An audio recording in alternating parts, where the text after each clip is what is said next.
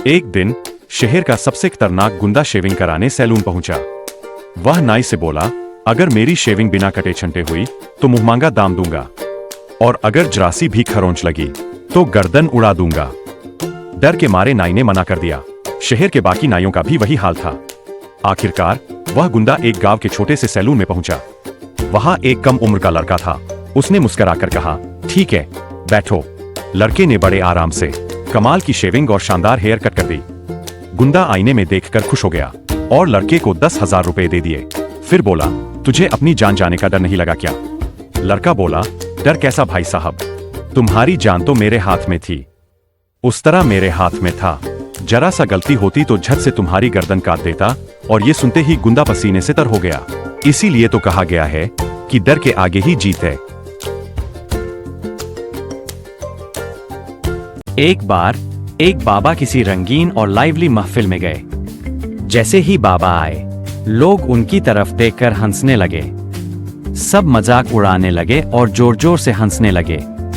बाबा मुस्कुराते हुए बोले, देखो भाई, हम फकीर लोग हैं, हमारा मजाक मत उड़ाओ। लेकिन लोग तो और जोर से हंसने लगे। पूरा महफिल गूंज उठा। अचानक अंधेरा छा गया। सबको कुछ दिखाई नहीं दे रहा था। डर के मारे लोग बाबा के कदमों में गिर गए और बोले, बाबा जी, हमें माफ कर दो, अब से ऐसी गलती नहीं होगी। तभी बाबा जी ने धीरे से अपना जूता उतारा और सबको एक एक मारते हुए बोले, सालों, लाइट चली गई है, कोई जनरेटर चालू करो, मुझे भी कुछ दिखाई नहीं दे रहा। और महफिल में हंसी जोर से गूंज उठी।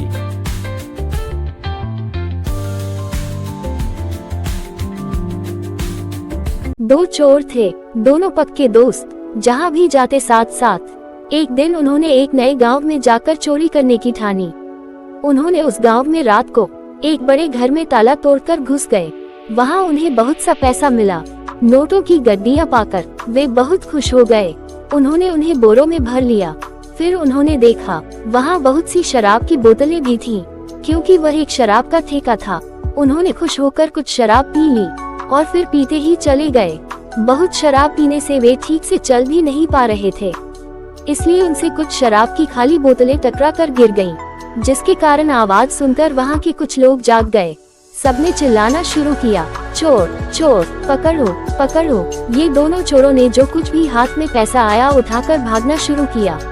उन्होंने देखा लोगों की एक बड़ी भीड़ उनका पीछा कर रही थी। भागते भागते वे एक नदी के किनारे पहुँचे। उन्हें वहाँ एक नाव दिखाई दी। वे दोनों नाव में सवार हो गए और नाव में रखी हुई चप्पू से नाव को खेने लगे।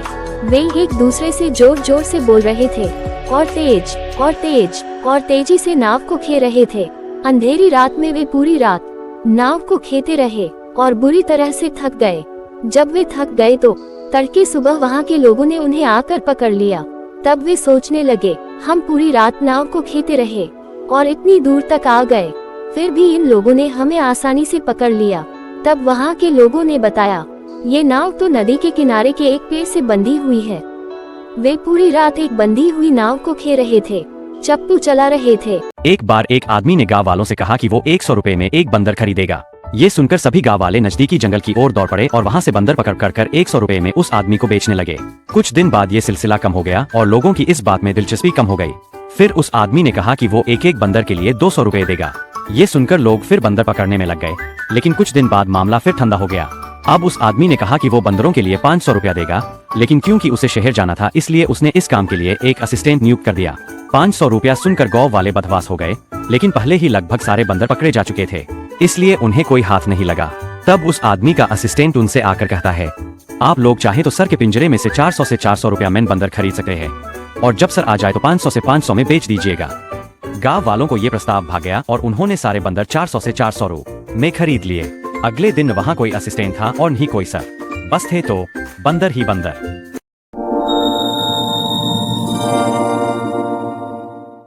एक किसान था। वह पढ़ा लिखा नहीं था। वह अक्सर लोगों को अखबार व किताबें पढ़ने के लिए चश्मा लगाते देखा करता था। वह सोचता, अगर मेरे पास भी चश्मा होता तो मैं भी इन लोगों की तरह पढ़ सकता। एक दिन वह शहर गया। चश्मे की एक दुकान में पहुंचकर उसने दुकानदार से कहा कि मुझे पढ़ने के लिए चश्मा चाहिए। दुकानदार ने उसे तरह तरह के चश्मे दिखाए। उसने पढ़ने के लिए उसे एक पुस्तक भी दी। किसान ने एक एक कर अनेक चश्मे लगाकर देखे, पर वह कुछ भी नहीं पढ़ सका। उसने दुकानदार से कहा, इसमें से कोई भी चश्मा काम का नहीं है। दुकानदार ने शंका भरी नजर से किसान की ओर देखा, फिर उसकी नजर किताब पर पड़ी। किसान ने किताब उल्टी पकड़ रखी थी। दुकानदार ने कहा, शायद तुम्हें पढ़ना नहीं आता। किसान ने कहा, मुझे पढ़ना नहीं आता, इसीलिए तो मैं चश्मा खरीद रहा हूँ, ताकि दूसरों की तरह मैं भी पढ़ सकूं। दुकानदार को असली परेशानी का पता चला। वह बड़ी मुश्किल से अपनी हंसी रोक सका। उसने किसान को समझाते हुए कहा, सिर्फ चश्मा लगा लेने भर से किसी को पढ़ना लिखना नहीं आ जाता। चश्मा लगाने से सिर्फ साफ साफ दिखाई देने लगता है। पहले तुम पढ़ना लिखना तो सीखो।